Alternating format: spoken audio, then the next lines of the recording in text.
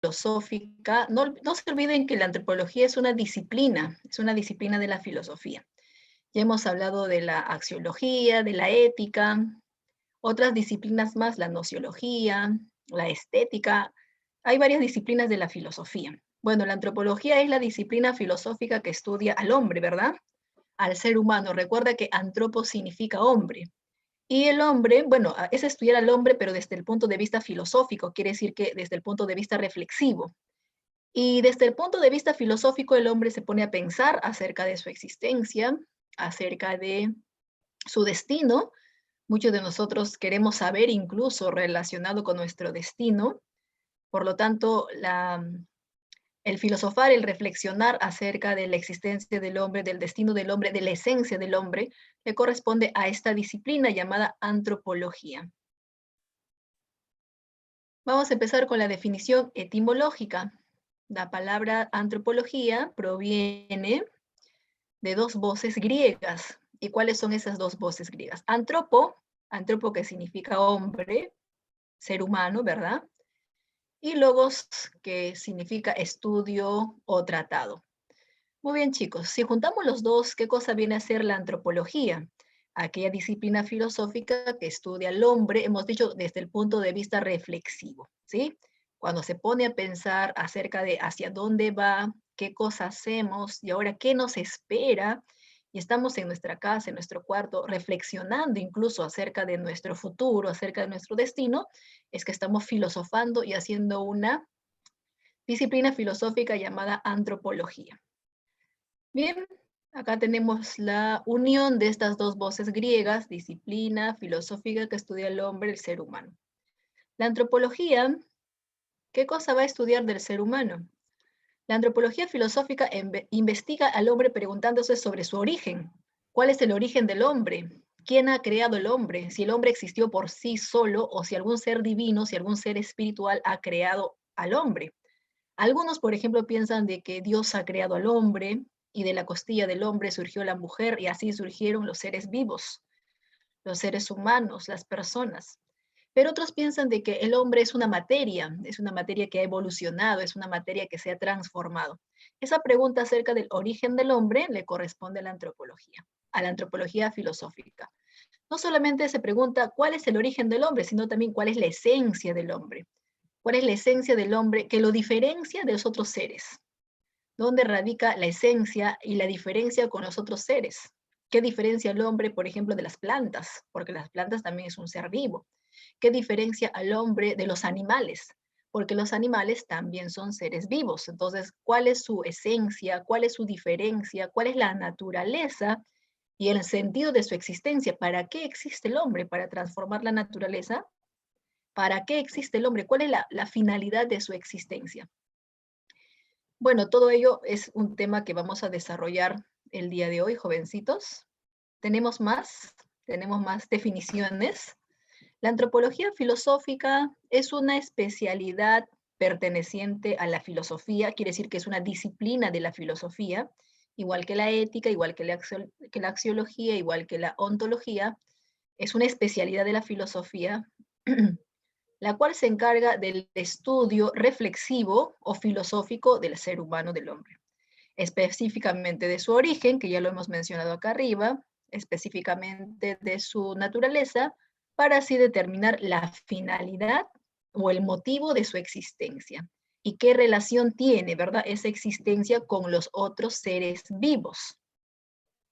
A ver, también la antropología filosófica tiene mucha importancia, puesto que dedica el estudio al ser humano, estudia al ser humano.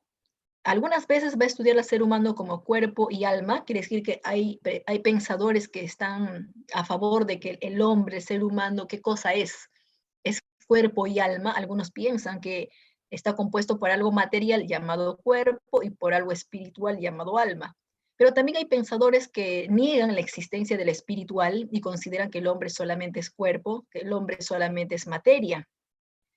De esta manera busca identificar las características del ser humano y se basa en los aspectos material, biológico, económico, cultural y social. Quiere decir que estudia al ser humano tomando en cuenta varios aspectos o varios factores. La antropología filosófica es un término que ha sido elaborado por Max Scheler.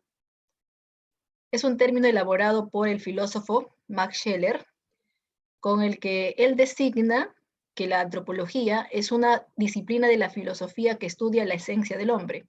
Quiere decir que es una disciplina filosófica nueva, ha sido creada aproximadamente en el siglo XIX, a finales del siglo XIX, siglo XX. La antropología filosófica como disciplina ha sido creado a finales del siglo XIX y principios del siglo XX. Ya antes, nosotros, los seres humanos, nos poníamos a reflexionar. En la época antigua, por ejemplo, reflexionaban sobre el ser humano desde el punto de vista espiritual. En la época, perdón, medieval. En la época antigua también se preocupaban acerca de la naturaleza, acerca del cosmos, pero también había una preocupación acerca del hombre. No olvides que en la época antigua, el ser humano, para averiguar su destino, consultaba los oráculos, ¿verdad? Quiere decir que a lo largo de la historia, el tema del hombre ha sido desarrollado, ha sido abordado de diferentes maneras, pero ya como disciplina específicamente, como disciplina, siglo XIX, siglo XX. ¿Ya, chicos? Bueno, es una escuela, es un movimiento o escuela fundada en Alemania en los años 1920 y 1930 de filósofos, antropólogos y sociólogos. Este movimiento tuvo una influencia decisiva en el panorama intelectual alemán, específicamente hablando del siglo XX. Orígenes, a ver, ¿cómo así se empezó a hablar acerca del hombre? Vamos a mencionar el desarrollo histórico de cómo se pusieron a reflexionar acerca del hombre. Los problemas que ocupan la antropología filosófica se han venido planteando a lo largo de la historia, pero la disciplina como tal, lo que le mencioné hace un rato, la disciplina, la antropología como disciplina, fue desarrollado recién a partir del siglo XIX, XIX o XX, ¿ya, chicos?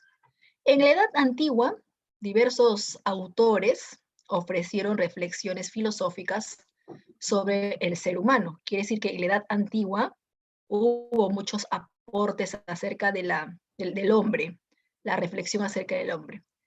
Y tenemos, por ejemplo, uno de esos autores que habla acerca del ser humano es Sócrates. Recuerda que Sócrates habla acerca del hombre, pero desde el punto de vista de la ignorancia, de sus conocimientos, del solo sé que nada sé. Pero también recordemos que Sócrates y los sofistas pertenecían en la época antigua al periodo antropológico. Y el periodo antropológico se relaciona con esta disciplina que estamos hablando ahorita, la antropología filosófica. ¿Qué ocurrió en el periodo antropológico? El tema principal era el hombre, la educación del hombre, el destino del hombre. Y por ese motivo consultaban a los oráculos también en esa época. Platón, quien sostuvo que el hombre tiene una alma unida a un cuerpo. Bueno, según Platón, el hombre, cuando él se puso a reflexionar acerca del hombre, Platón consideró que el hombre está compuesto por cuerpo y alma. Claro que Platón le dio más importancia al alma, considerando como un ser perfecto, como un ser que vive en el mundo de las ideas. Y en sus diferentes obras, como Fedón o La República, Platón habló acerca de su teoría del alma. Aristóteles también habló o reflexionó acerca del hombre, pero para Aristóteles, si bien es cierto el hombre estaba compuesto por cuerpo y alma, pero él consideraba que era una sustancia conformada por cuerpo y alma. Eso es en la época antigua, chicos. En la época medieval, a ver, ¿cómo reflexionaron en la época medieval acerca del hombre? En la época medieval reinó principalmente lo teocéntrico, quiere decir que todo giraba alrededor de Dios, ¿verdad? Entonces, más que importancia al hombre, se tenía mayor importancia a lo sagrado o a lo espiritual. De ahí que si el hombre no creía en Dios, era perseguido o quemado vivo delante de los familiares. Quiere decir que el hombre, la vida del hombre, el destino del hombre estaba relacionado más con lo divino, con lo espiritual. Entonces, todo giraba en torno al conocimiento de Dios. Al hombre se le interpreta por su relación con Dios. Es más, el hombre es visto como un ser creado por Dios a su imagen y semejanza. y que posee todas estas características como inteligencia o la capacidad de amar porque Dios ha determinado que el hombre tenga esas características. En la época medieval, el hombre es considerado como un compuesto de cuerpo y alma y principalmente tiene naturaleza espiritual, tiene alma, ¿no? Y recordemos que en la época medieval el alma era espiritual, era divino, era perfecto, era libre, el alma era inmortal. En esa época medieval, Santo Tomás de Aquino, San Agustín también consideraban que el alma era inmortal, que el cuerpo dejaba de existir, pero el alma todavía se mantenía.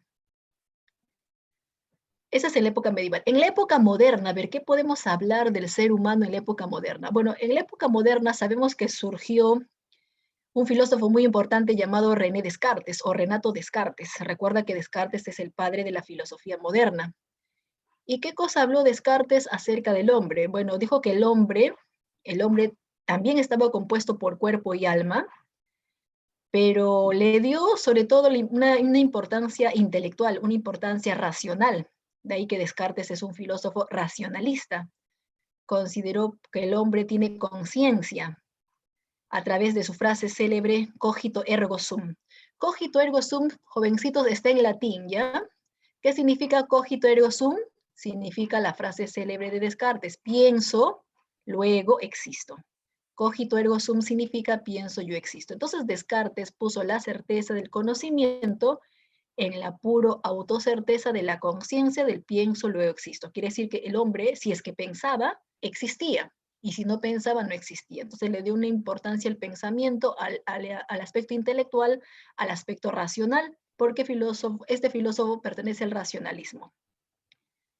Además, Descartes consideraba que el ser humano estaba compuesto por dos sustancias, una sustancia pensante, a la cual le dio más importancia. A ver, acá estoy señalando una sustancia pensante a la cual le dio más importancia, a la cual Descartes lo llamó la res cogitans, porque el cuerpo por sí solo no piensa. Según Descartes, quien hace pensar al cuerpo es el alma. El alma tiene conciencia. A esa parte pensante le llamó la res cogitans. Y a la parte corporal lo llamó la res extens. Esa es en la época moderna.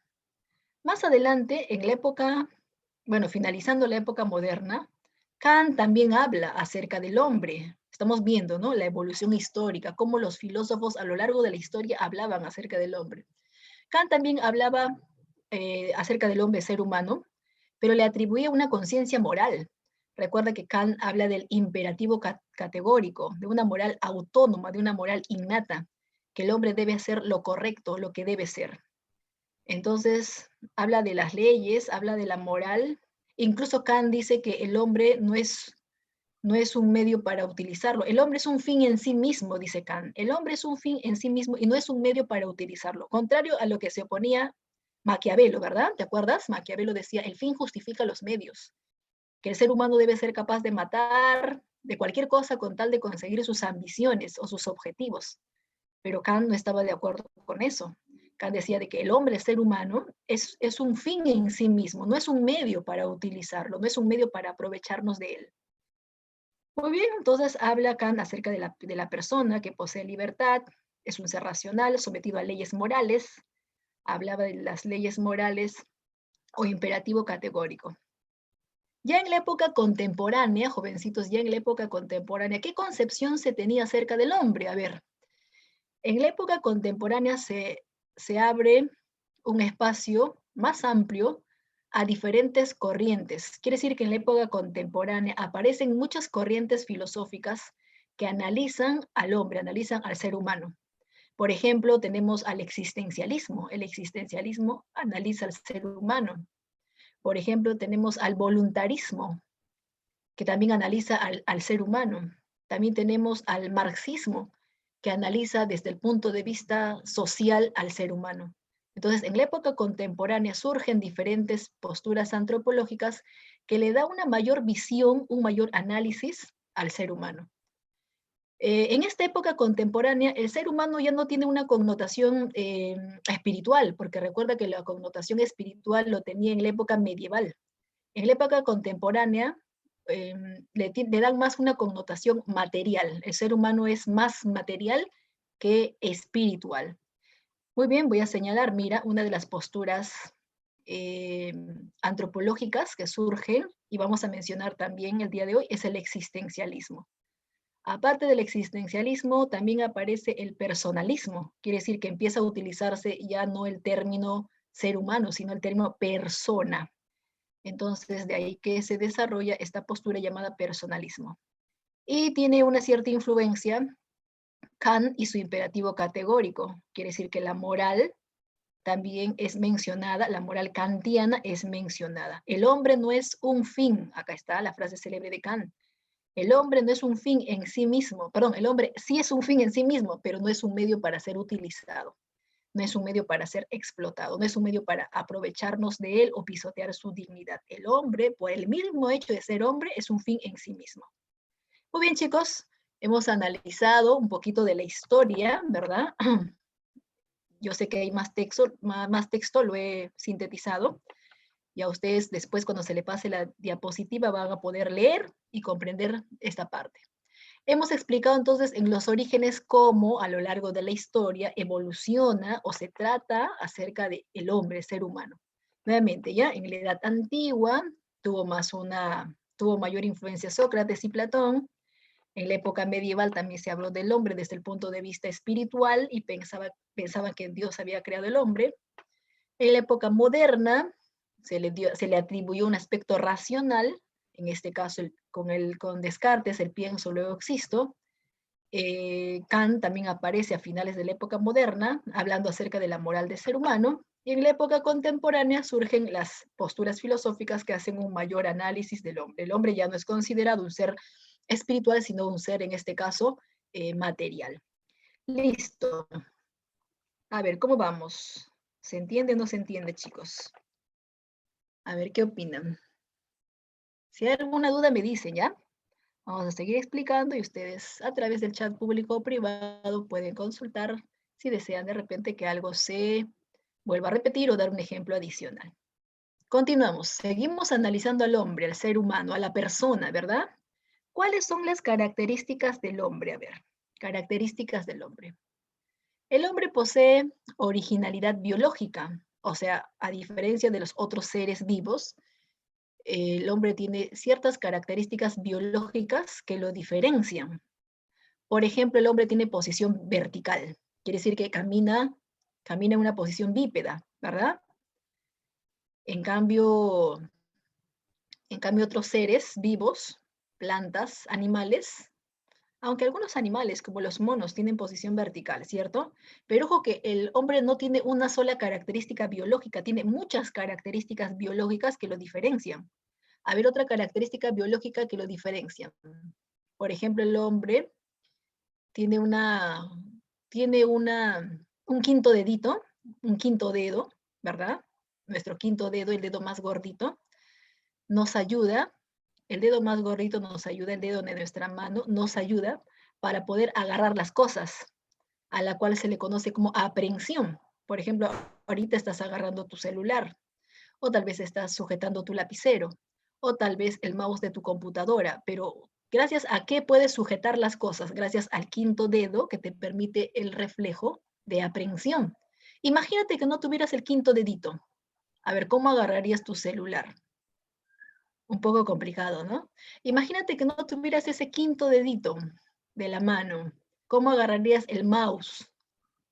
Por ejemplo, también sería muy complicado. Sujetar o tener movimientos finos es gracias al quinto dedo. Y muchos animales y muchos seres vivos, por ejemplo, no tienen esta característica. Entonces, tenemos características biológicas desarrolladas a diferencia de los animales. Poseemos posición vertical y poseemos un órgano, en este caso la mano, que nos permite sujetar las cosas. Tenemos una cara pequeña en comparación con el cráneo, ¿verdad? Pero a pesar de que nuestro rostro es pequeño en comparación con nuestro cráneo, jovencitos, tiene funciones cognitivas muy desarrolladas. Recuerda, por ejemplo, de que los lóbulos cerebrales están, en los lóbulos cerebrales tenemos la corteza cerebral muy desarrollada. Y gracias a esa corteza cerebral, el ser humano tiene la capacidad de pensar. Entonces, tiene un cerebro con capacidad excepcional para poder albergar diferentes órganos y funciones específicas o funciones especiales. Muy bien, entonces la característica número 1 defiende todo el aspecto característica biológica del hombre, pero recuerda que el hombre no solamente es un ser biológico, el hombre es un ser psicológico y también el hombre es un ser social. Segunda característica del hombre, posee una unidad dinámica. Su unidad dinámica fue como consecuencia de su surgimiento evolutivo.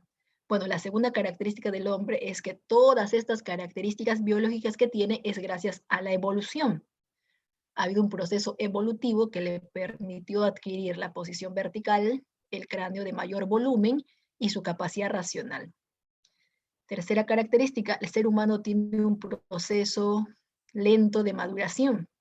Recuerda que el ser humano atraviesa por diferentes etapas del ciclo vital y su proceso de maduración es lento. Su niñez y su infancia, por ejemplo, es larga. El ser humano puede vivir 80 o 85 años promedio. En cambio, muchos animales llegan a los 10, 12 o a lo mucho 15 años. Entonces, los animales, como tienen menor tiempo de vida, su maduración tiene que ser más rápida. En el caso de los seres humanos, como tienen mayor tiempo de vida, en cada una de las etapas del ciclo vital presentan un lento proceso de maduración. Maduración física, mental, cognitiva. Cuarta característica, el ser humano posee lenguaje y gracias a ese lenguaje el ser humano puede comunicarse, puede expresarse, ya sea de forma oral o ya sea de forma escrita. Entonces tiene este lenguaje que le permite una interacción, es un lenguaje universal que le permite interactuar con los demás. Quinta característica, el ser humano es un ser que transforma todo lo transforma. El ser humano ha transformado, por ejemplo, el árbol, por ejemplo, en un ropero. El ser humano ha creado muchas cosas relacionadas con la ciencia, relacionadas con la medicina, hasta barcos. Entonces, el ser humano es un ser que transforma la naturaleza, transforma también los alimentos, los cocina, los prepara, transforma los minerales en joyas, transforma los vegetales y también los animales. Vamos, 5 características del ser humano. Otra característica del ser humano es que es un ser social.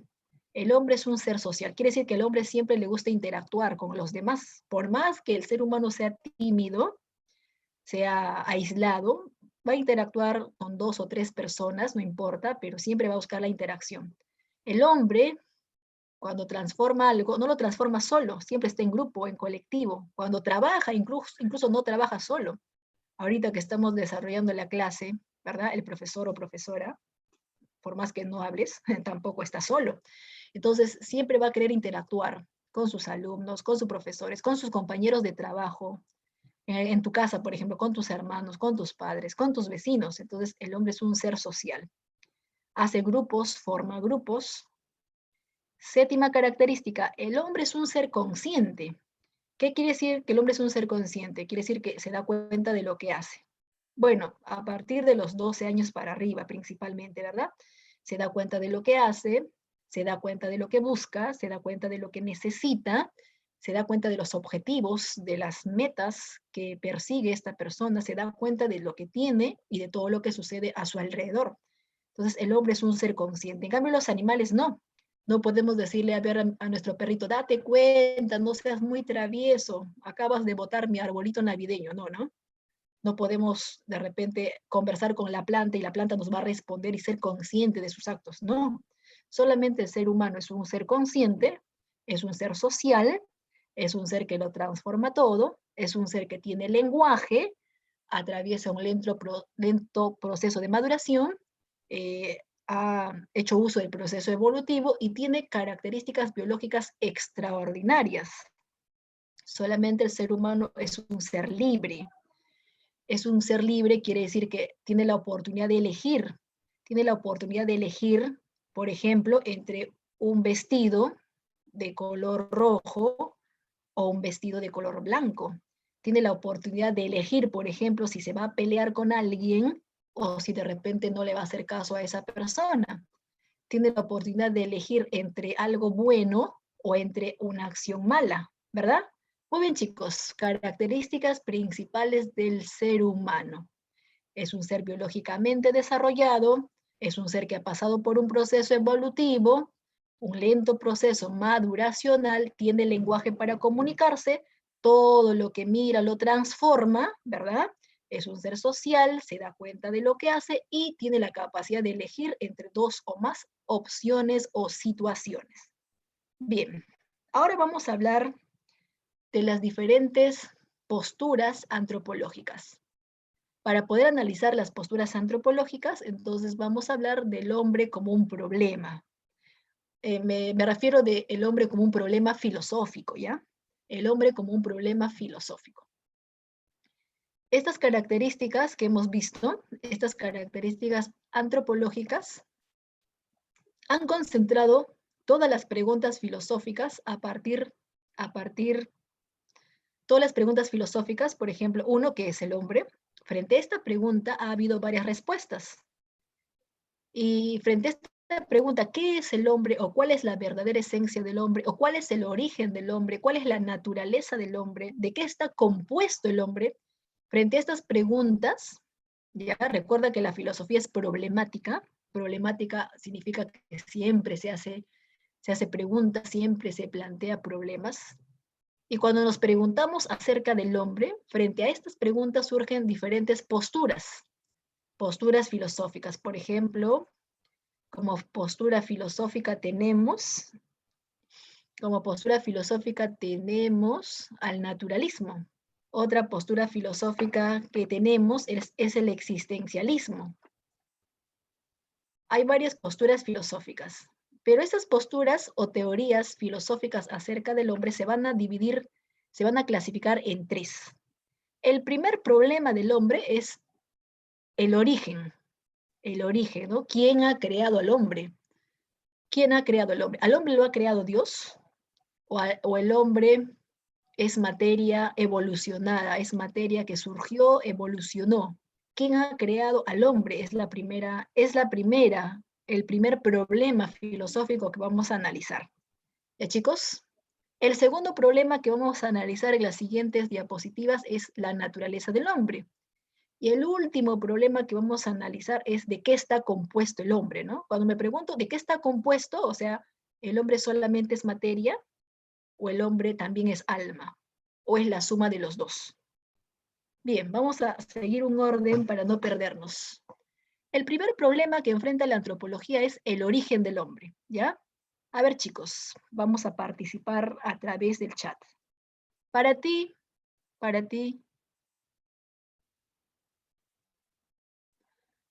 ahora sí, para ti, ¿quién ha creado al hombre? A ver, Kutipa.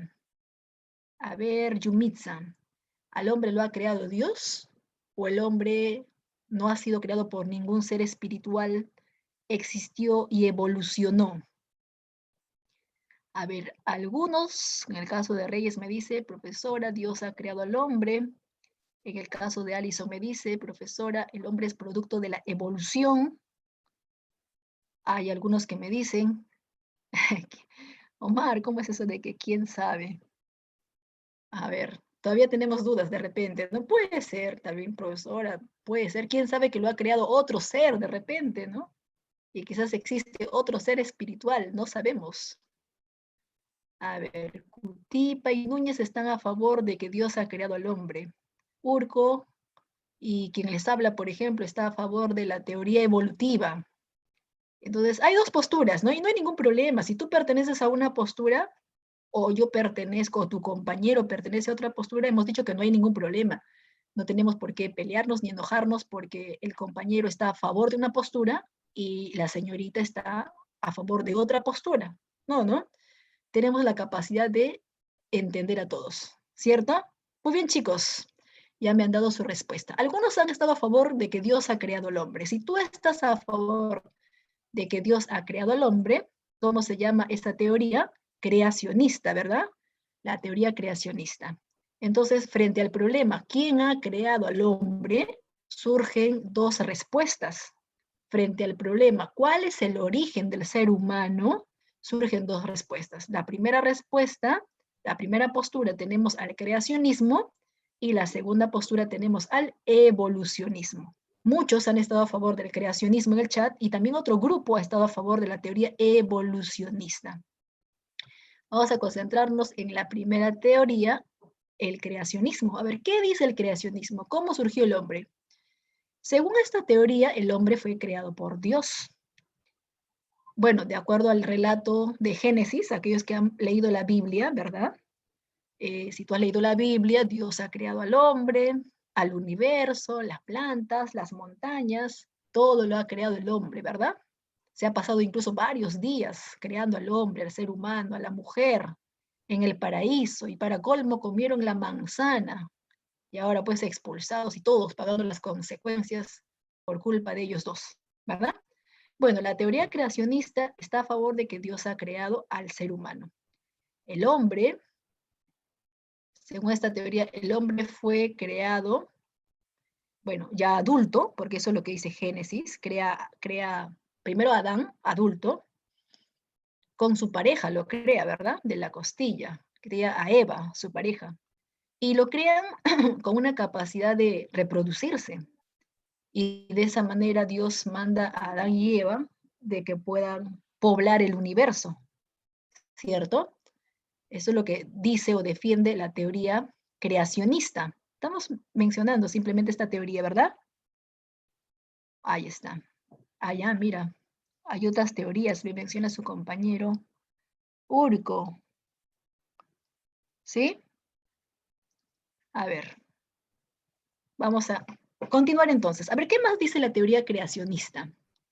Los que alguna vez hemos leído la Biblia, recuerda que la Biblia no solamente pueden leer los que son creyentes. Muchos ateos también leen la Biblia, solo que el ateo lee la Biblia desde el punto de vista más analítico. En cambio, el creyente lee la Biblia desde el punto de vista más dogmático, o sea, lo que lee, lo cree, al toque lo cree.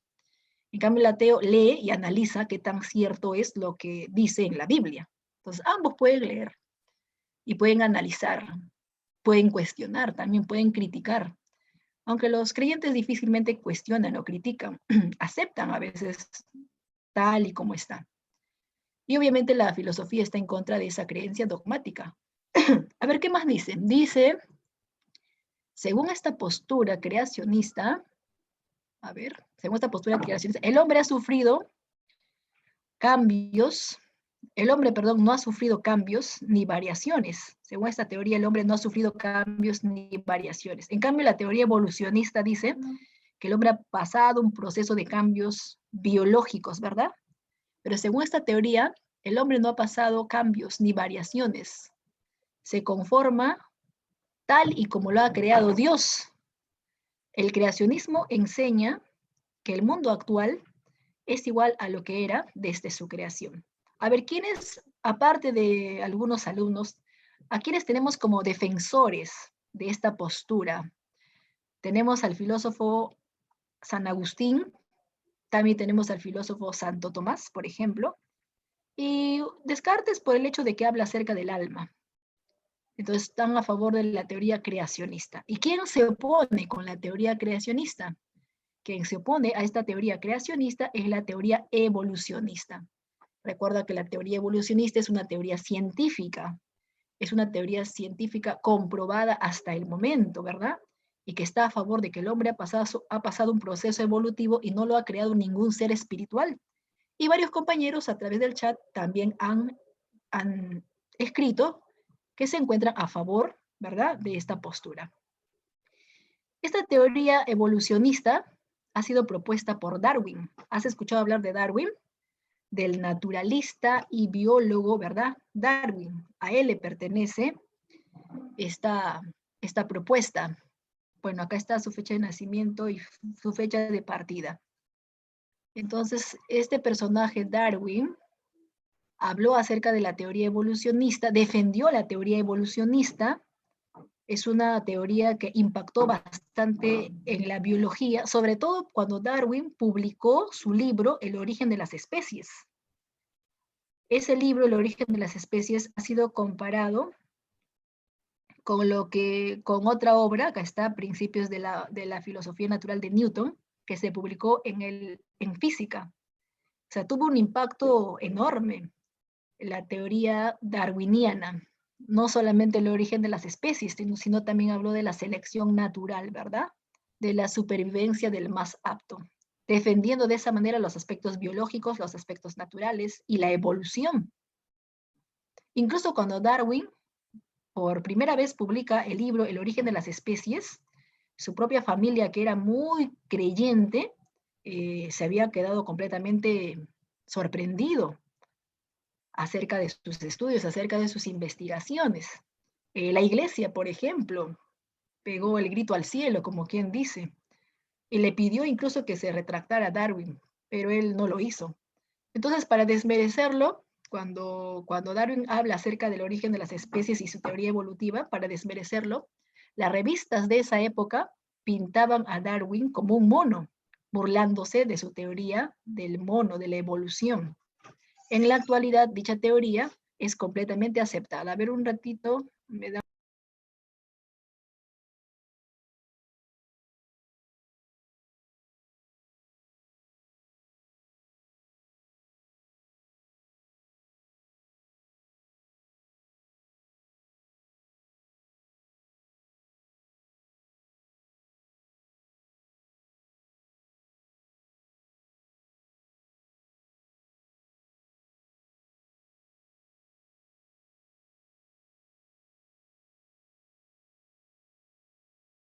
Muy bien, chicos. Entonces, un grupo está a favor de la teoría creacionista, en la actualidad otro grupo también está a favor de la teoría evolucionista. Estas posturas opuestas trataron de responder a la pregunta filosófica de quién ha creado al hombre, quién, ¿no? ¿Cuál es el origen del hombre? Pero son tres problemas, son tres interrogantes. El primer problema era quién creó al hombre. El segundo problema es, a ver, vamos a continuar. El segundo problema es, ahí está. El segundo problema es, ¿cuál es la esencia del hombre? ¿Cuál es la esencia del hombre? ¿Cuál es la naturaleza del hombre? ¿Cuál es la verdadera esencia del hombre? ¿Y qué diferencia a este hombre de los otros seres vivos? Frente a esta pregunta, ¿cuál es la esencia del hombre? También surgen diferentes posturas. Por ejemplo, tenemos al naturalismo. Otra postura aparte del naturalismo, tenemos al espiritualismo. Otra postura, tenemos al racionalismo. Entonces, el segundo problema ya no es el origen, sino el segundo problema es cuál es la esencia o naturaleza del hombre. Hemos dicho que frente a este segundo problema, frente a este segundo interrogante, surgen posturas, una de ellas es el naturalismo. El naturalismo, jovencito, si tú escuchas la palabra naturalismo, hace referencia a las ciencias naturales, hace referencia, por ejemplo, a la física, a la química, a la biología, ¿verdad?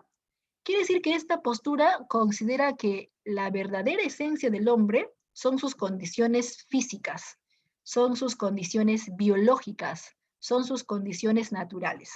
Quiere decir que biológicamente hablando son más desarrollados que los animales.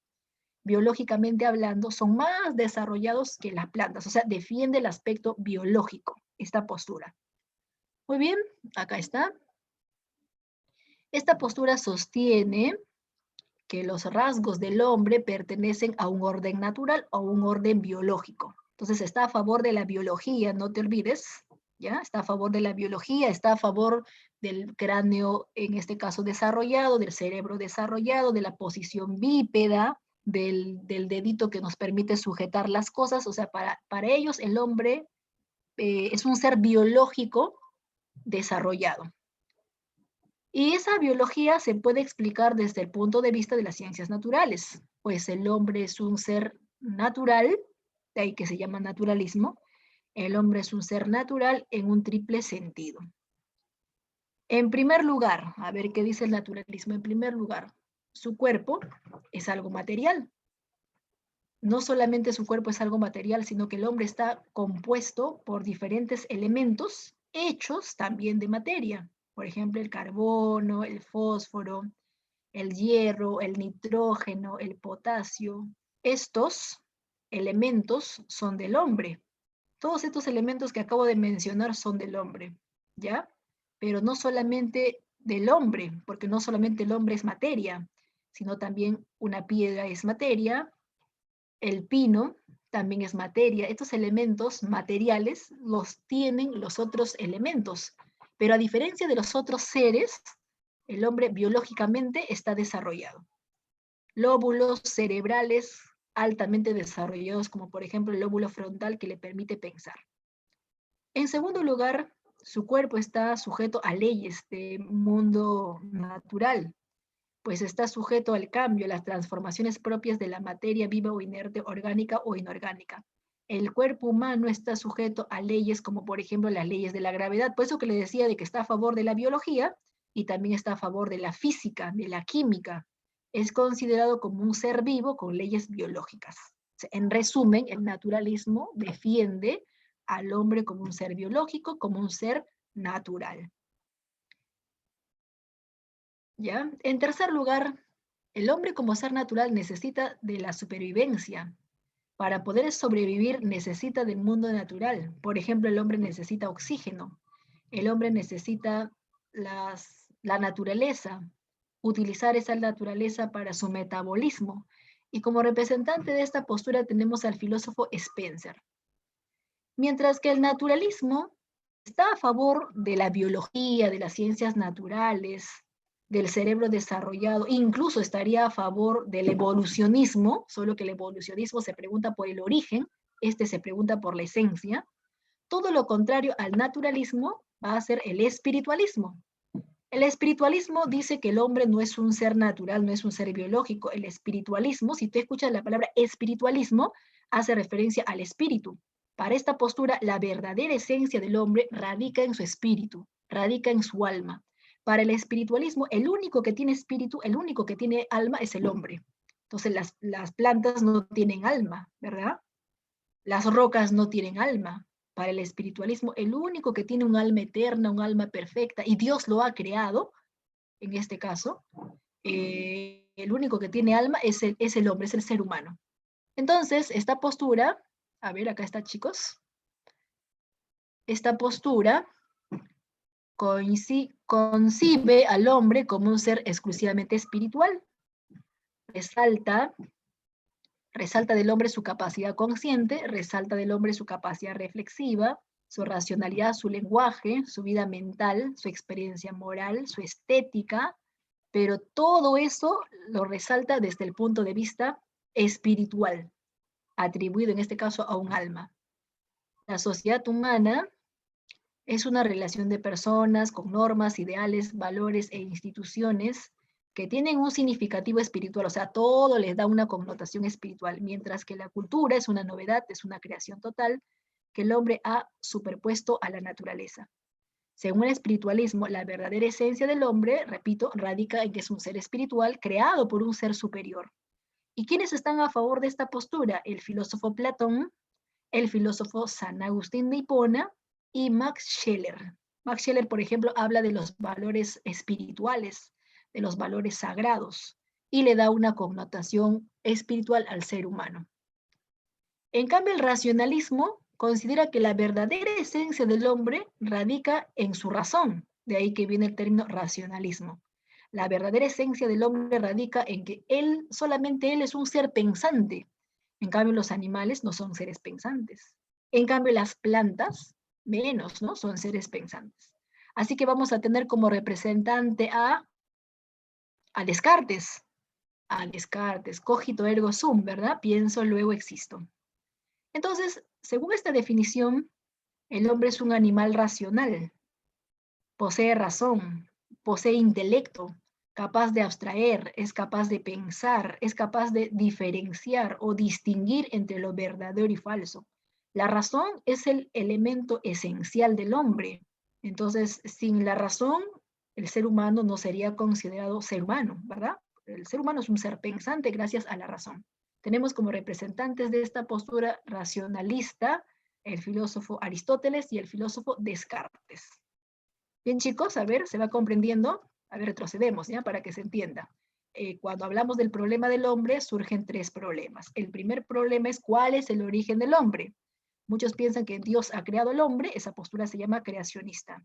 Algunos piensan que el hombre no ha sido producto de la creación de Dios, sino que ha pasado una un proceso evolutivo, esa es la teoría evolucionista. El segundo problema del hombre ya no es el origen, sino es la esencia. ¿Cuál es la esencia? ¿Cuál es la naturaleza? ¿Cuál es la verdadera esencia del hombre y qué nos distingue con los otros seres vivos? Según el naturalismo, el hombre se diferencia de los animales y de las plantas porque tiene características naturales o biológicas, como un cerebro desarrollado, como lóbulo frontal desarrollado, posición bípeda, reflejo de prehensión, que lo hace distinto a los otros seres vivos. Según el espiritualismo, la verdadera esencia del hombre radica en que él es el único que tiene alma, él es el único que tiene espíritu y él es el único que ha sido creado por un ser divino y eso le hace al hombre también espiritual. Ahí radica su verdadera esencia.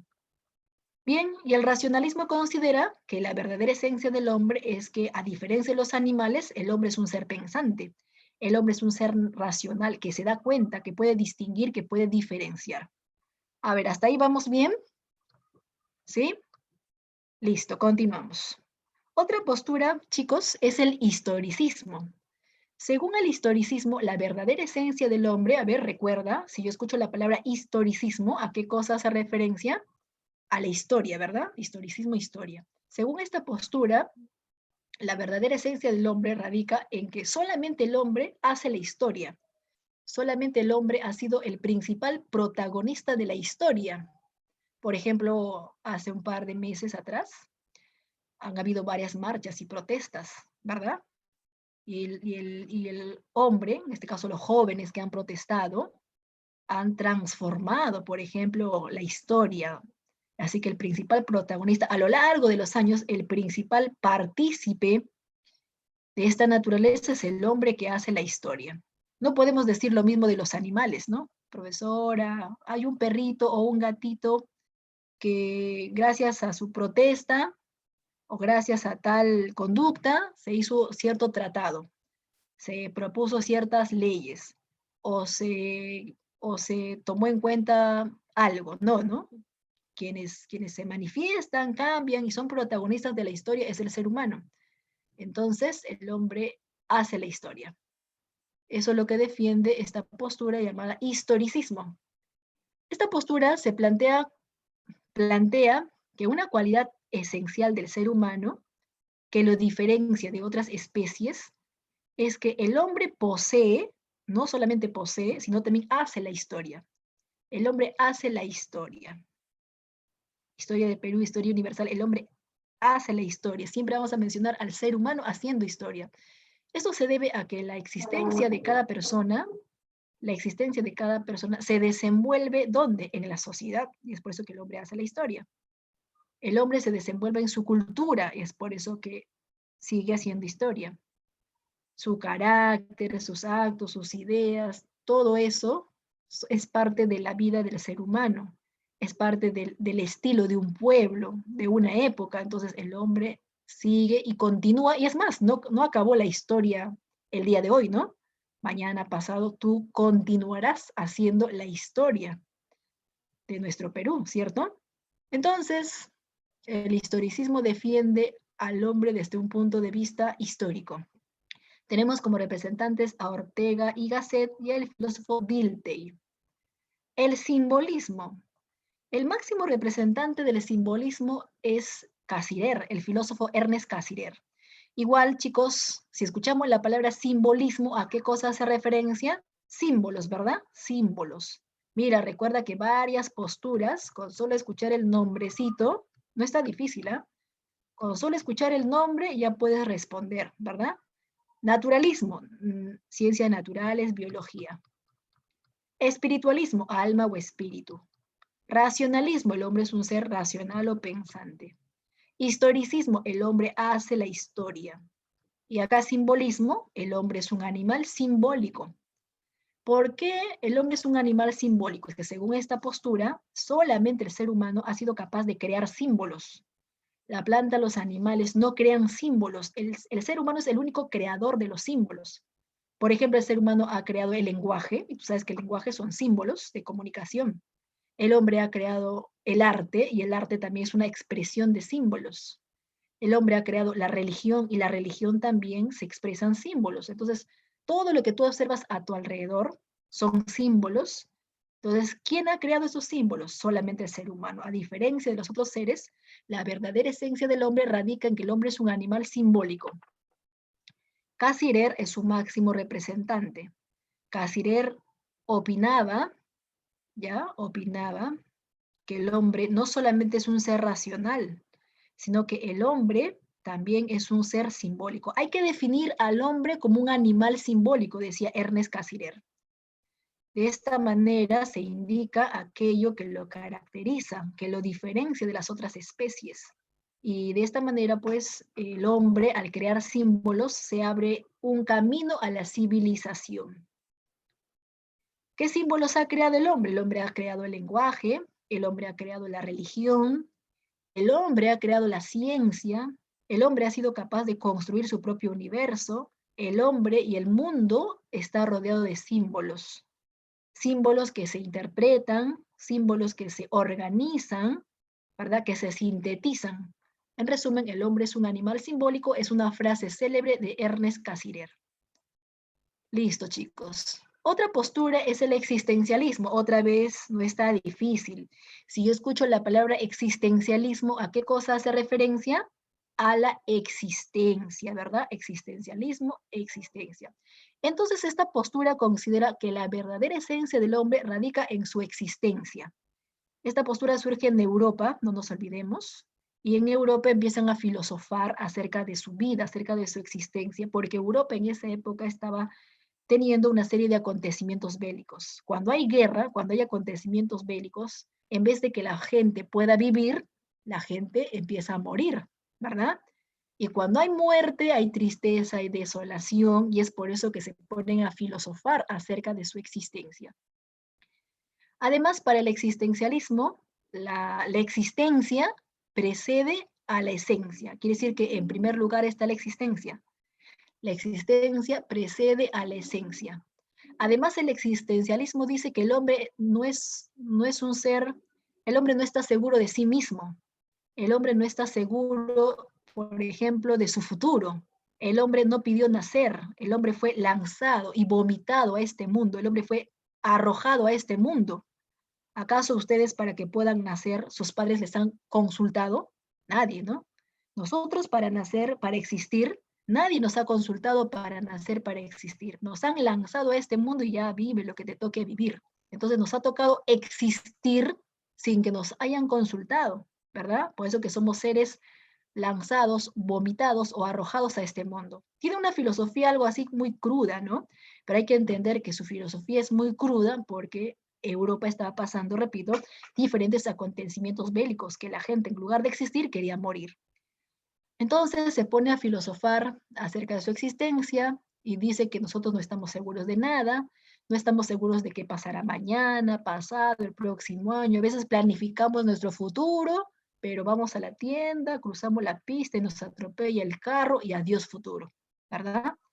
Entonces no estamos seguros de nada. De lo único que sí estamos seguros es de que algún día vamos a morir. Y cuando nos enteramos de la muerte, sufrimos. Empezamos a tener una angustia existencial, ¿verdad? Cuando nos enteramos de nuestra muerte o que vamos a morir, cuando nos enteramos que un familiar va a morir, sufrimos por la muerte de este familiar. Si nos enteramos de una enfermedad y nos queda 1 o 2 meses de vida, nos ponemos a filosofar sobre nuestra existencia, ¿verdad? En este sentido, Sartre explica que la existencia precede a la esencia, que el hombre empieza por existir, se encuentra, surge en este mundo y después se define. Asimismo, el existencialismo sostiene que el hombre es un ser frágil, es un ser absurdo, ¿ya? O sea, el hombre está por demás. O sea, ¿qué quiere decir el hombre está por demás? Que no pidió nacer, que nadie le consultó nacer y nos lanzaron a este mundo. Recuerda que Sartre no solamente es un filósofo, sino también sus obras en el tema de literatura han llegado a agarrar una importancia. Sartre escribió la obra, por ejemplo, El ser y la nada, y también escribió la obra La náusea. En su obra, El ser y la nada, que fue más importante en filosofía, la obra El ser y la nada, Sartre se preguntaba, ¿qué cosas somos? ¿Qué cosas somos? Y según Sartre, no éramos nada, ¿verdad? Según Sartre, no somos nada, porque pudimos existir como también pudimos no haber existido. Somos un ser innecesario. Está arrojado a la existencia y al destino de la muerte. El hombre es un ser para morir, porque tarde o temprano, lo único que sí va a tener de manera segura es que va a morir. Para Camus, otro representante, el único y verdadero el único y verdadero propósito del hombre es la muerte, es el suicidio. Para Sartre, el existencialismo es un humanismo y para Marcel, el existencialismo es una esperanza. Bueno, Marcel, Camus y Sartre son los representantes del existencialismo. A ver, acá hemos colocado los representantes. Representantes del existencialismo ateo, Sartre y Camus. Representantes del existencialismo cristiano, Jaspers y Marcel. Marcel son los representantes. Recordemos que el existencialismo cristiano también sufre ante el tema de la muerte, pero alivia su dolor creyendo en Dios. En cambio, el existencialista ateo, cuando se entera del tema de la muerte, no sufre porque porque tampoco cree en Dios, pero cada acción que hace el ateo lo hace pensándolo bien, cosa que si algún día se enfrenta al tema de la muerte no va a sufrir porque toda acción lo realizó por convicción. Otros representantes tenemos a Martin Heidegger y al filósofo Ponti, Merleau-Ponti. Bien, seguimos, ya estamos finalizando, chicos. Otra postura es el marxismo. Bueno, si escuchamos la palabra marxismo, ¿a qué cosa hace referencia? A Carlos Marx, ¿verdad? Marxismo, Carlos Marx. ¿Qué cosa dice el marxismo de la antropología filosófica? Que el hombre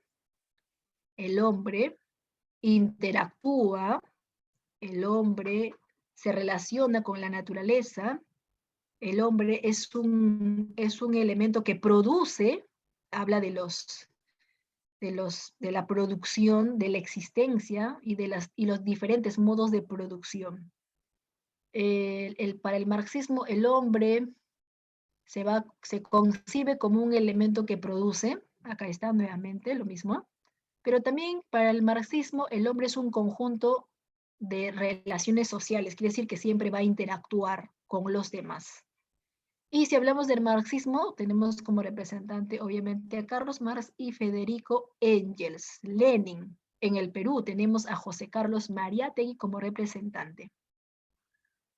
Bien, hasta ahí terminamos con el segundo problema. Tercer y último problema del hombre es su composición. Ahora, la última pregunta que se hacen acerca del hombre es ¿de qué está compuesto el hombre?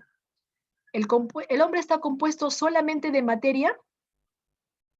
A ver, ¿tú qué opinas? Torres, ¿el hombre estará compuesto solamente de materia? Cutipa, ¿el hombre estará compuesto solamente de materia? ¿O también estará compuesto de alma? O tal vez el hombre solamente es alma.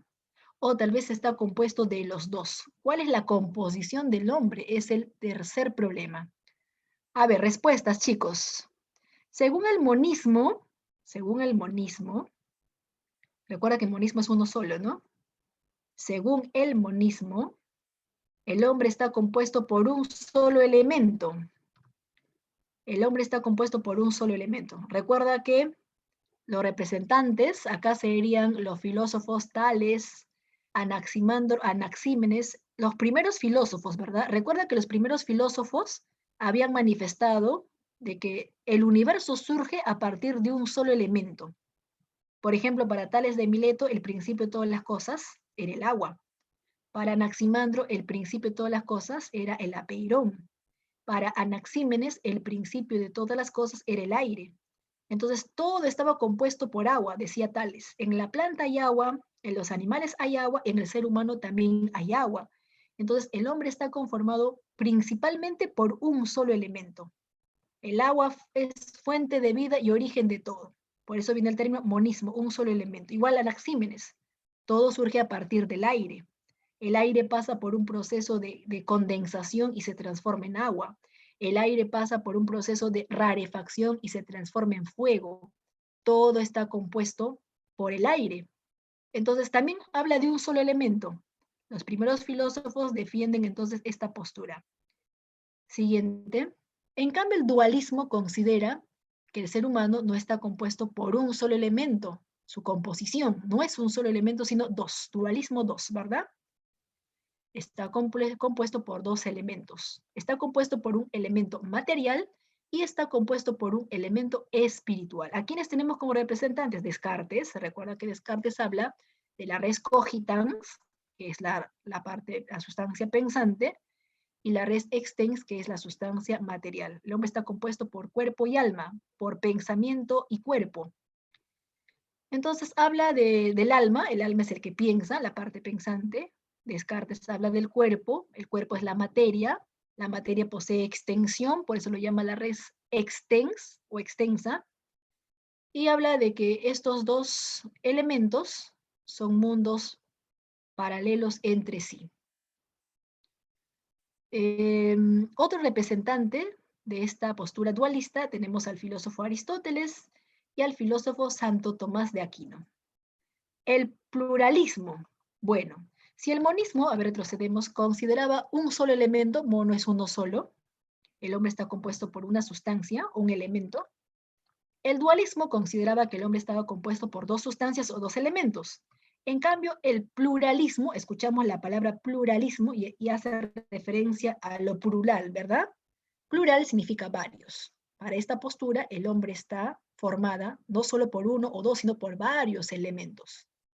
El hombre está conformado por varios elementos. Acá tenemos como representante al filósofo Empédocles. Según Empédocles, el ser humano, la planta, los animales, el universo en sí, está conformado por agua, aire, tierra y fuego. En el hombre hay agua, aire, tierra y fuego. Los cuatro elementos están presentes en el ser humano. Somos la suma de agua, aire, tierra y fuego. Esos cuatro elementos se unen a través de la fuerza del amor y se separan a través de la fuerza del odio cuando dejamos de existir. Somos la unión de esos cuatro elementos. Y cuando dejamos de existir, esos cuatro elementos que se han unido se separan. Entonces el agua regresa al agua, el aire al separarse de los otros elementos regresa al aire, la tierra, nos hemos descompuesto, ¿verdad? Y nos hemos transformado en tierra, regresa a la tierra, el fuego al fuego. O sea, se separan los cuatro elementos y al final el cuerpo se desintegra, se separan los cuatro elementos y así dejamos de existir. Según el pluralismo, somos la unión de estos cuatro elementos. Muy bien, chicos. A ver, preguntas, a ver si se entendió o no se entendió. Vamos a hacer preguntas primero facilitas, ¿ya? Para ir calentando. Y luego con la dirigida, un poquito más, un poquito de nivel vamos a darle, ¿ya, chicos? A ver, pregunta número 1. Fácil, ¿eh? Mira, recontra fácil, escucha. ¿Qué disciplina filosófica estudia la esencia del ser humano? ¿Qué disciplina filosófica estudia la esencia del ser humano? ¿Qué disciplina filosófica estudia la esencia del hombre? A ver, ¿qué respondes, Yumitza? Gabriela, tú misma eres, Gabrielita. Alison, Quispe, ¿qué responderías en la primera pregunta? Es el tema que estamos desarrollando, ¿sí o no? Claro, profesor, está fácil la pregunta. Antropología. Muy bien, Crispín, tu respuesta es correcto. Muy bien, Cisneros, es correcto. Está bien tu respuesta. Claro, la antropología filosófica es la disciplina que reflexiona acerca de la existencia del hombre, del ser humano. Bueno, acá teníamos las alternativas, ¿ya? Todas estas alternativas son disciplinas filosóficas, la estética, disciplina filosófica que estudia la belleza, ontología, disciplina filosófica que estudia al ser, antropología, profesora, mire, acá hay dos antropologías, ¿por qué no puedo marcar el de arriba? ¿Y por qué tengo que marcar el de abajo? Sí, chicos, cuando hay dos claves así, imaginemos, ¿ya? Imaginemos que en un examen de admisión en un examen, cualquier tipo de examen, imaginemos que hay esas dos claves. Tú vas a marcar la de abajo, esta de acá, antropología filosófica. No es lo mismo hablar de antropología solo que hablar de antropología filosófica. Esta palabra filosófica hace referencia a filosofar, pensar o reflexionar acerca del hombre. Es cuando nos ponemos a pensar, ¿y ahora qué hago? Mañana, ¿qué sucede conmigo? ¿Qué profesión voy a elegir? ¿Hacia dónde voy? ¿Qué soy? ¿Materia o soy alma o soy la suma de los dos? Cuando nos ponemos a filosofar sobre nosotros mismos, eso se llama antropología filosófica. En cambio, el de arriba, la antropología, así como antropología, es una carrera. Es una carrera, bueno, en San Marcos también hay, en Villarreal también hay la carrera llamada antropología, que es una carrera que estudia al hombre, pero ya no desde el punto de vista filosófico, sino desde el punto de vista cultural, educativo. Acá no se ponen a reflexionar acerca del hombre, sino que acá se ponen a analizar los aportes que el hombre ha dado. Uno de los aportes que el hombre ha dado, por ejemplo, es la cultura. De ahí que vienen los antropólogos, ¿no? Los antropólogos estudian las diferentes culturas, los aportes de los seres humanos, los restos, vestigios, pero no filosofan, no reflexionan. En cambio, la antropología filosófica sí. ¿Cuál es mi destino, profesora? El próximo año andaremos sin mascarilla, profesora. ¿Qué será del hombre ahora, no?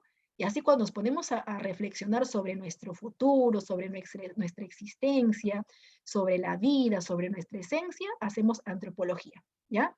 Así que toma nota de esas diferencias.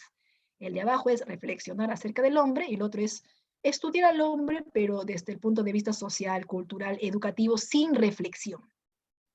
Sin reflexión. Pasamos a la preguntita número 2. Estamos calentando con estas preguntitas. A ver, ¿qué dice en la 2? Que la existencia precede a la esencia. A ver, ¿cuál de todas las alternativas? Ahí está, mira las alternativas. ¿Cuál de todas las alternativas dice que la existencia precede a la esencia? A ver, ¿qué significa que la existencia precede a la esencia? Que en primer lugar está la existencia y Materialismo. en el segundo lugar está la esencia. A ver, algunos me dicen materialismo por el audio. Por el chat, algunos me dicen la cuarta alternativa. Y la respuesta correcta es de Cuya, que me responde a través del chat privado existencialismo. ¿Se acuerdan, chicos? Les dije que cuando tú escuchabas la palabra existencialismo, en primer lugar estaba la existencia. Es más, esto de acá lo dice el filósofo Sartre. Sartre dice que la existencia precede a la esencia, que en primer lugar está la existencia, que nosotros somos seres que no hemos pedido existir y nos lanzaron a este mundo para existir, ¿verdad? En cambio, ¿cuándo sería materialismo? Si la pregunta fuera, ¿el ser humano está compuesta por materia? Fácil, materialismo. ¿El ser humano es un ser ideal o espiritual? Idealismo.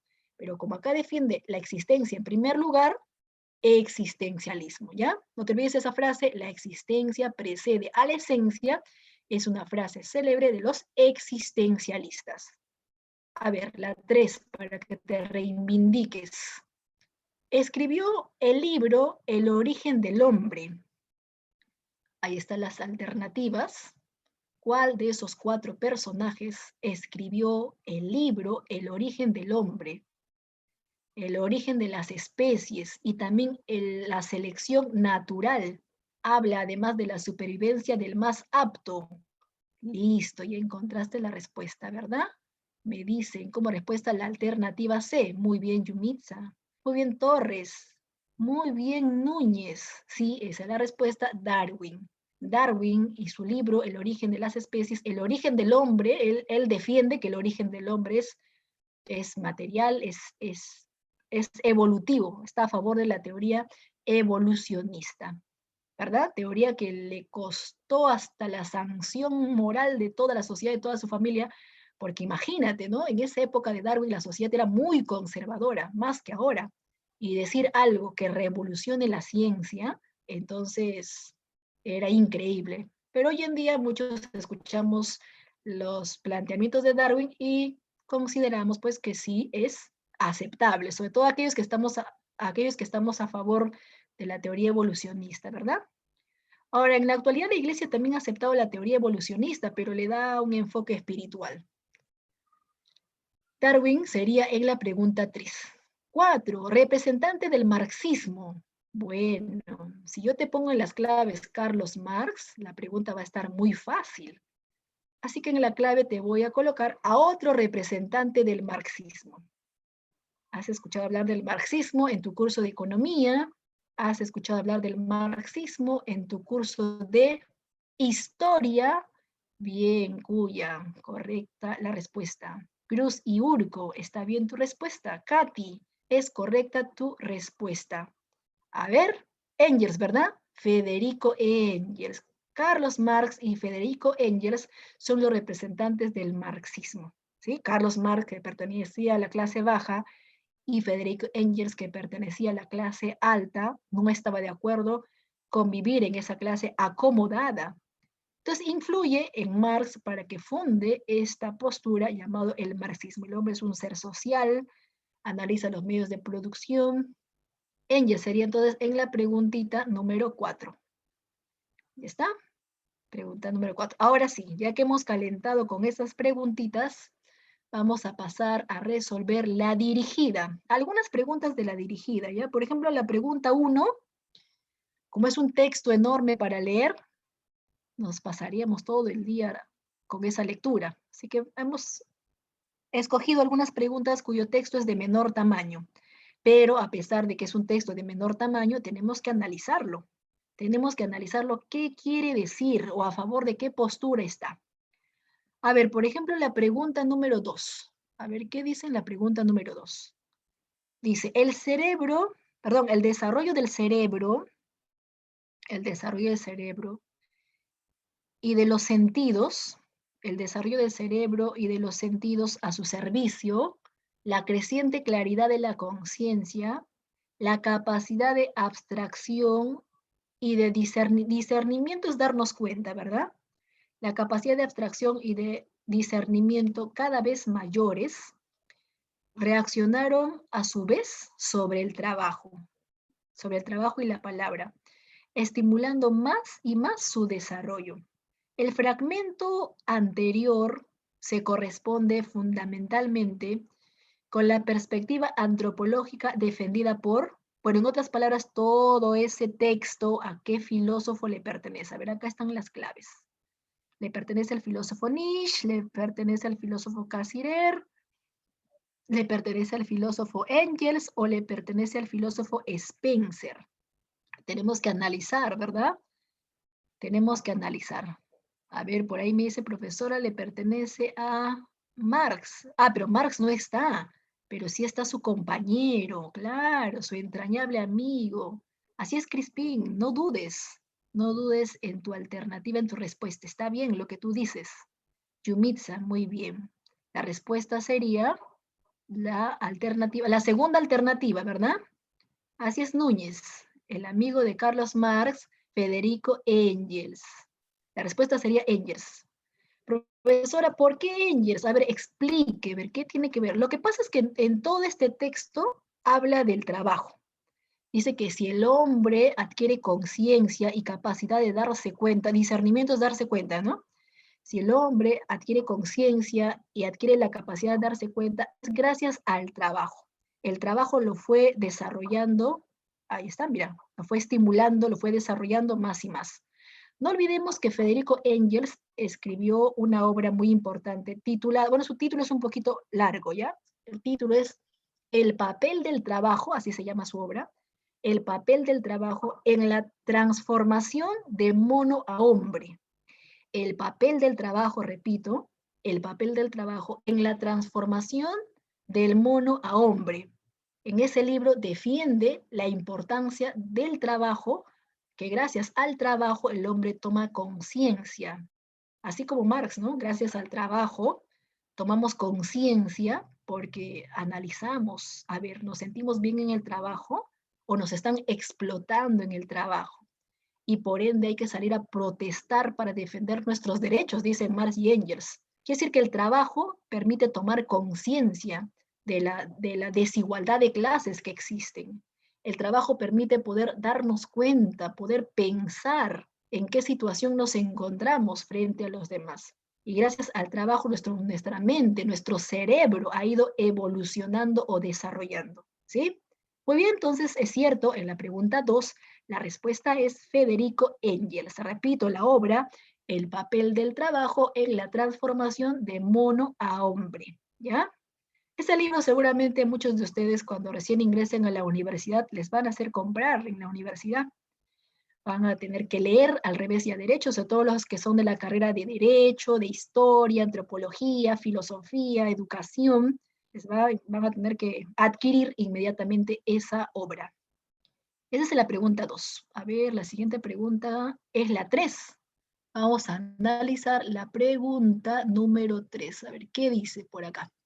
Dice, desde tiempos inmemoriales, los seres humanos han creado diversos mitos, leyendas que les han servido para darle una serie de formas al universo. Por tal motivo, podría decirse que hemos creado un mundo entre nosotros y la realidad natural. De esta manera de esta manera pueden explicarse el desarrollo de la religión, de la política, de la ciencia, de la poesía, del lenguaje. Entre los filósofos que defienden una postura acerca del problema de la esencia, recuerda que la esencia o la naturaleza era el segundo problema, ¿no? Del hombre. Entonces, entre los filósofos que defienden este segundo problema, ¿quién de todos crees tú que se relaciona con este argumento? A ver, claves. Ahí están las alternativas. A ver, para marcar la clave, primero hay que analizar de qué están hablando, ¿no? Porque frente al problema de la esencia, habían muchas posturas, habían diferentes posturas, como 4 o 5 hemos analizado. A ver, ya me están dando su respuesta acá en el chat. Tengo 2 posibles respuestas. A ver, algunos me dicen la A, Crispín me dice la A, Casirer, Cuya también me dice la A, Núñez la A, Cisneros la primera alternativa, profesora. ¿Cierto, chicos? La respuesta es la alternativa A, ¿sí? Esa es la respuesta. Ahora, ¿por qué? Es que recuerda que a Ernesto o Ernest Cassirer, le corresponde la famosa frase célebre, el hombre es un animal simbólico, ¿cierto? Ya, nuevamente, ese dato toma nota. El hombre es un animal simbólico, dice Ernest Cassirer. Entonces, acá como hablan de la religión, de la poesía, de la ciencia, hablan también del lenguaje, todos ellos son símbolos. O sea, el hombre ha creado la religión. Según esta postura, el hombre ha creado la religión, el hombre ha creado la política, el hombre ha creado la ciencia, el hombre ha creado la poesía, el hombre ha creado el lenguaje. Es más, dice, ¿no? Desde tiempos inmemoriales, el hombre ha creado. No solamente ha creado religión, poesía, lenguaje, también ha creado mitos, ha creado leyendas, ha creado un montón de cosas, ha creado el hombre, ¿verdad? Entonces, profesora, yo analizo el texto, me habla de que el ser humano ha creado una realidad, ha creado un mundo entre nosotros, una realidad natural, ¿sí? Hemos creado una serie de símbolos. Entonces la respuesta sería Cassirer. ¿Cómo se llama la postura? Bueno, si bien es cierto, la respuesta es Ernest Cassirer, la postura sería simbolismo, ¿verdad? Simbolismo. Ernest Cassirer pertenece a la postura, al segundo problema, ¿cuál es la esencia o la naturaleza? Esa postura se llama simbolismo. Simbolismo, el hombre ha creado símbolos, siempre ha creado símbolos, ha creado mitos, lenguaje, religión, cultura. El hombre es un animal simbólico. Muy bien, van bien entonces, chicos. ¿Eh?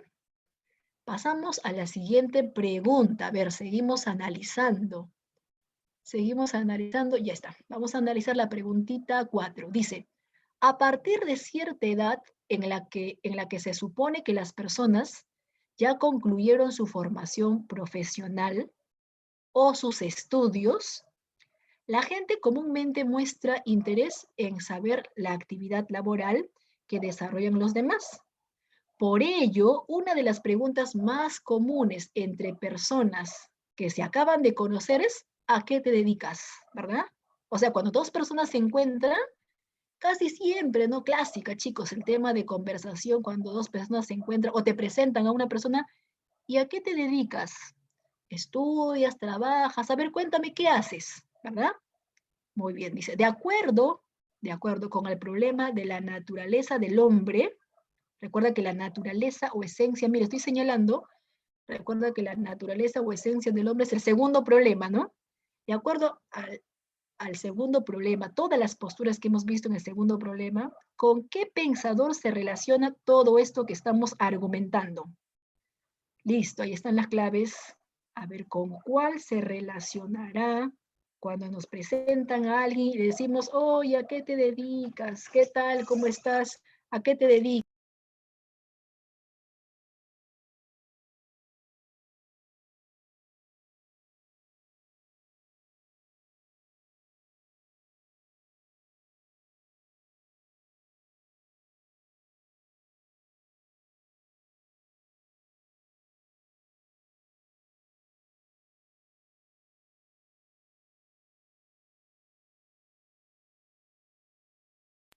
Muy bien, chicos, a ver, por acá tenía una emergencia. Ya está, ya me dieron las claves. A ver, algunos se están animando por la última alternativa. A ver, algunos me dicen, profesora, debe ser la última alternativa. ¿Cuál es? Ah, perdón, he leído mal. A ver, un ratito, a ver qué dice acá. No, no dice última, no, la C. Crispín y Cisneros se están animando por la tercera alternativa. Por Marx, Núñez. Claro, por supuesto, esa es la respuesta. Carlos Marx. Carlos Marx, ¿qué cosa dice? Que el hombre es un ser social. El hombre es producto de las relaciones sociales. Incluso Marx y Engels, que son marxistas obviamente, en el trabajo, ¿qué hacemos en el trabajo? Conversamos, ¿no? El hombre es un ser social. Cuando trabaja, conversa. Hasta cuando estudia, mira, las clases son virtuales, pero a pesar de que son virtuales, no dejamos de conversar, ¿cierto? Somos seres que interactuamos. No estamos conversando, obviamente, de forma oral, pero sí estamos conversando a través del chat, por escrito. ¿Cuántos se han comunicado por el WhatsApp? ¿Cuántos se han comunicado por el inbox, por el Messenger o por el Twitter? Entonces, nosotros siempre, cuando conocemos a alguien, buscamos interactuar, socializar. Está bien, su respuesta es Carlos Marx. Listo, ya chicos, vamos a desarrollar hasta la pregunta 5. La 5, ¿no está la 5? La 6 está. Ya, hasta aquí, ya hasta la pregunta 6. A ver, ¿qué dice en la pregunta 6? Dice, la abuela de Mauricio, que tiene una edad muy avanzada, refiere a haber notado a lo largo de su vida, la abuela de Mauricio, que tiene una edad muy avanzada, refiere a haber notado a lo largo de su vida que las personas no pueden vivir apartadas y solas. Ah, ya, esto es muy parecido a la pregunta anterior, ¿no? A la 4. O sea, el hombre no puede vivir solo, el hombre necesita interactuar. Además, sostiene que por más autosuficiente que seamos, siempre vamos a necesitar de los demás, aunque sea para hablar, aunque sea para escucharnos. Por ello considera que somos seres sociales por naturaleza, pues solemos relacionarnos con otros seres humanos. El filósofo que sostuvo una opinión similar con respecto a la naturaleza humana. Chicos, si hemos dicho que es similar a la pregunta 4 que está en la diapositiva, entonces la respuesta será el mismo personaje, ¿verdad? ¿De quién estamos hablando? De ahí. Muy bien, chicos. Ahí están con su chat. Muy bien, con de Marx, ¿cierto, Cuya? Katy, muy bien. La respuesta sería Marx. Gabriela, Leonela, ¿cierto? ¿No? Estamos hablando. Mira, se parecen, y así ocurre en el examen de admisión, ¿no? Son parecidos, solo que, mira, hay un argumento en la 4, hay un argumento diferente a la pregunta 6, pero sin embargo son muy parecidos. Ambos hablan de que el hombre interactúa, necesita relacionarse con los demás, va a un trabajo o a la escuela por primera vez, es alumno nuevo y siempre está interactuando. ¿Qué tal? ¿Cómo te llamas? Entonces, por naturaleza, un ser social. Esa es la pregunta 6. ¿Ya? ¿Listo? A ver, para rematar, una última preguntita.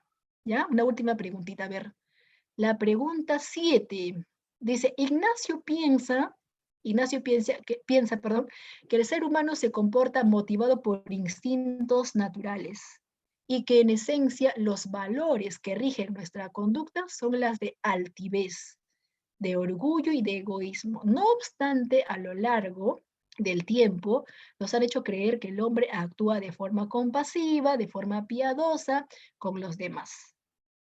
El pensador que hizo énfasis a que estas características son las que definen la esencia del ser humano fue, a ver, quién de todos estos representantes estará a favor de que el hombre posee un instinto natural, que el hombre por naturaleza es egoísta, por naturaleza busca ser altivo, entonces busca conductas, tiene valores relacionados con la altivez, el orgullo y el egoísmo. Dice, no obstante, a lo largo del tiempo nos han hecho creer que el hombre actúa de forma compasiva, la cual no es cierto. Muy bien, ahora sí se están pronunciando con sus respuestas. Muy bien, chicos. Yumitsa, te animaste por la primera alternativa, ¿cierto? Claro, esa es la respuesta, Yumitsa. Nietzsche, sí, muy bien, Cuya. La respuesta es el filósofo Federico Nietzsche. ¿Se acuerdan de Federico Nietzsche? Su postura se llama voluntarismo. Su postura se llama voluntarismo, aunque no está mencionado acá. Debería, ¿no? El voluntarismo. Habla de la voluntad del poder, de la teoría del superhombre, ¿verdad? Que el hombre solamente busca mandar, que el hombre solamente busca dominar, ¿sí? Eso habla, ¿no? Que el hombre solamente busca el poder, ¿verdad? Entonces, y por instinto, sin darse cuenta, busca mandar, busca ser egoísta, sin darse cuenta, busca reaccionar de esa manera. Por instinto, Nietzsche. ¿Por qué Nietzsche habla por instinto o inconscientemente? Es que Nietzsche se ha dejado influir por Freud. Recuerda que Freud y su teoría del inconsciente. Claro, Freud influye en la filosofía de Nietzsche. ¿Ya? El hombre por naturaleza busca el poder. Sin embargo, Nietzsche es un filósofo ateo, y como filósofo ateo, ¿qué cosa critica? Los valores cristianos. La religión, según Nietzsche, nos enseña a ser compasivos, buenos, piadosos, bueno, aparentemente, ¿no? Nos han hecho creer. Esos son los falsos valores, dice Nietzsche. ¿Por qué falsos valores? Es que esos valores que nos impone la religión nos hace seres débiles. Y recuerda que tenemos que buscar la teoría del superhombre, según el filósofo Nietzsche. Muy bien, chicos y chicas. La respuesta en la 7, la primera alternativa. Listo, jovencitos. Espero que se haya entendido cada una de las posturas, la problemática al filosofar acerca del hombre, ¿ya? Si no me equivoco, es la última clase. Conmigo será entonces hasta una próxima oportunidad. Así que tengan un buen almuerzo, provecho, jovencitos.